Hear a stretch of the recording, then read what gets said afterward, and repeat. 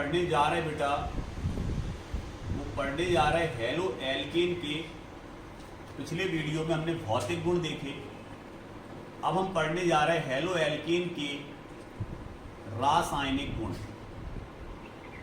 क्या पढ़ने जा रहे हैं आज हम? रासायनिक गुण पढ़ने जा रहे हैं। हेलो एल्केन के रासायनिक। हेलो एल्केन के रासायनिक गुण में हम मेन 3 गुण पढ़ेंगे, सबसे पहला, दूसरा और तीसरा, जिसमें सबसे पहला गुण है नाभिक स्नेही प्रतिस्थापन अभिक्रिया। पहला गुण। सर दूसरे गुण में क्या पढ़ेंगे? विलोपन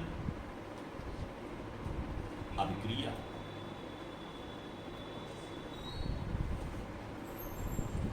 और लास्ट में तीसरे में पढ़ेंगे धातुओं से क्रिया।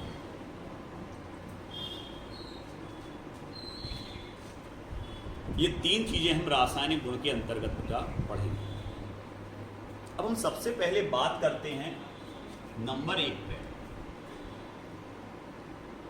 नाभिक स्नेही प्रतिस्थापन अभिक्रिया की। नाभिक स्नेही प्रतिस्थापन अभिक्रिया की बात कर रहे हैं। ये क्या होती है? और ये समझ लें कि अगर ये क्वेश्चन नहीं आया है तो मोस्ट नहीं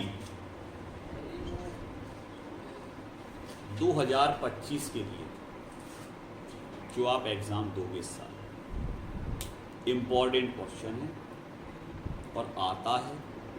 इस यूनिट का सबसे ज्यादा महत्वपूर्ण प्रश्नों में इसको गिना जाता है। नाभिक स्नेही प्रतिस्थापन अभिक्रिया। इस अभिक्रिया को समझने से पहले या पढ़ने से पहले 2 चीजों को आपको समझना है। कौन कौन सी? एक तो सर हमें यह समझना है सी बॉन्ड एक्स की प्रकृति, यह समझना है बॉन्ड एक्स की प्रकृति। और दूसरी चीज, नाभिक स्नेही किसे कहते हैं या होते क्या हैं। ये जब तक आपको ये 2 चीजों का ज्ञान नहीं है या इनके बारे में आप नहीं जानते हो, तब तक आप नाभिक स्नेही प्रतिस्थापन को नहीं समझ पाएंगे। तो हम सबसे पहले ये देखेंगे सी बॉन्ड एक्स की प्रकृति या नेचर कैसा होता है। तो अगर हम बात करें किसी हेलो एल्केन की, हेलो एल्केन मतलब जैसे हमने ले लिया मीथेन, ये मीथेन है और यहां पर अपन ने H को हटा के जोड़ दिया X, हेलोजन। हेलोजन मतलब आप पहले से पता है आपको, फ्लोरीन, क्लोरीन, ब्रोमीन, आयोडीन, कुछ भी यहां जुड़ा है तो हम कॉमनली बोलते हैं उसको सी बॉन्ड एक्स। इस बंध की क्या देखने जा रहे हैं आप? प्रकृति कैसी है सर?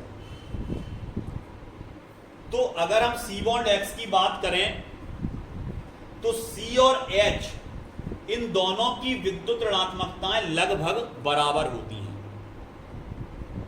लेकिन C और X की बात करें तो X की विद्युत ऋणात्मकता कार्बन से ज्यादा होती है, मतलब X ज्यादा ऋणी है और कार्बन कम ऋणी है।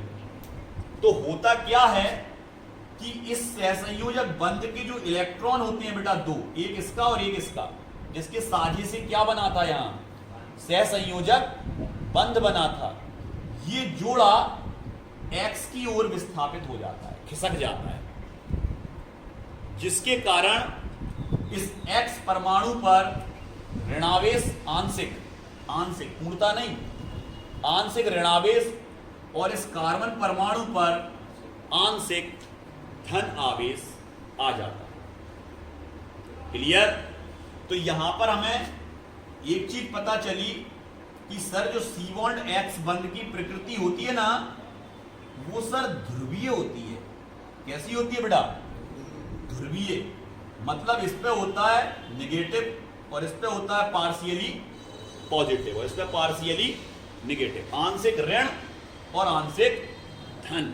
मतलब इसमें दो ध्रुव होते हैं सर। हेलो एल्केन के सी बॉन्ड एक्स में दो ध्रुव होते हैं, धन और ऋण। ये हमें इतना समझ में आया। अब हम बात करते हैं नाभिक स्नेही की। नाभिक स्नेही क्या होता है? तो नाभिक स्नेही वो ग्रुप या समूह होते हैं जिन पर इलेक्ट्रॉन अधिक मात्रा में पाए जाते हैं या जिनका अष्टक क्या होता है? पूर्ण, और जो एक्स्ट्रा जोड़ा रखते हैं किसी देने के लिए। जोड़ा मतलब इस पर इलेक्ट्रॉन का जोड़ा होगा जिसे किसी को भी दान कर सकते हैं, किसी को भी दान कर सकते हैं इस जोड़े को। क्लियर? मतलब ये इलेक्ट्रॉन दाता होते हैं। क्या होते हैं? इलेक्ट्रॉन। तो जो इलेक्ट्रॉन दाता होते हैं, इलेक्ट्रॉन जो दाता होते हैं, जो अपना इलेक्ट्रॉन का जोड़ा दे सकते हैं, उनको क्या बोलते हैं हम? नाभिक स्नेही। तो नाभिक स्नेही कौन कौन से होते? जैसे OH पे ऋण, CN पे ऋण, NH2 पे ऋण, ये सभी क्या है बेटा? नाभिक स्नेही हैं सर। और भी बहुत होते हैं, लेकिन अभी आप याद इतने तीन तो रखें कि ये तीनों क्या हैं? नाभिक स्नेही। नाभिक स्नेही क्यों कहा? क्योंकि इन पे कौन सा आवेश है? ऋण आवेश। और नाभिक में कौन सा आवेश होता? धन। आ गया समझ में? तो ये समझ लें कि ये ऋण धन से क्या चाहता है? आकर्षित होता है। मतलब इनमें आकर्षण होता है एक दूसरे के प्रति, धन को ऋण का। आ गया समझ में? इसलिए ये ऋण इस धन से स्नेह कर रहा। स्नेह माने आकर्षण, स्नेह माने आकर्षण। आ गया समझ में? तो इसको क्या बोलते हैं अपन? नाभिक स्नेही। मतलब ऐसे यौगिक जो नाभिक से स्नेह करें, मतलब धन से स्नेह करें, उनको हम बोलते हैं नाभिक स्नेही। तो ये सभी क्या हैं? आपके नाभिक स्नेही हैं। क्लियर? तो ये नाभिक स्नेही हमेशा किसकी ओर आकर्षित होंगे बेटा? धन की ओर। ये हमें याद रखना है। किसकी ओर आकर्षित होंगे? धन की ओर। तो हमें ये समझ में आ गया। अब गौर से देखें तो यहां पर कहीं धन दिख रहा? हाँ सर। धन किस पे दिख रहा? सर कार्बन पे। तो जब भी कोई नाभिक स्नेही जुड़ने के लिए आएगा तो वो इससे आकर्षित नहीं होगा, क्योंकि इस पे तो ऋण है, इस पे ऋण है, इनमें तो प्रतिकर्षण होगा। तो वो आकर्षित किससे होगा? वो आकर्षित होगा सर सी से, और सीधा काय पे अटैक करेगा? सी पे। आ गया समझ में? और क्या करेगा? इस एक्स को हटा देगा और इसके स्थान पे खुद जुड़ जाएगा। मतलब नाभिक स्नेही का काम क्या है?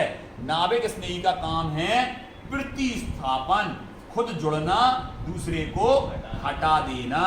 नाभिक स्नेही का काम है प्रतिस्थापन, खुद एक्स को हटा के खुद जुड़ जाना।